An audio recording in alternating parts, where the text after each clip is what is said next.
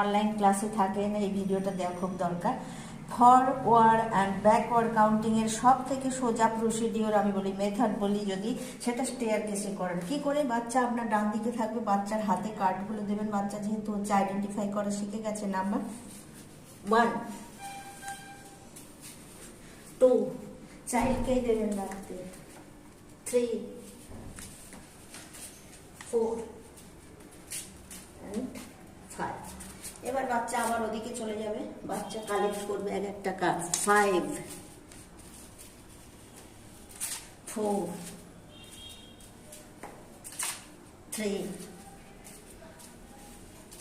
2 and 1।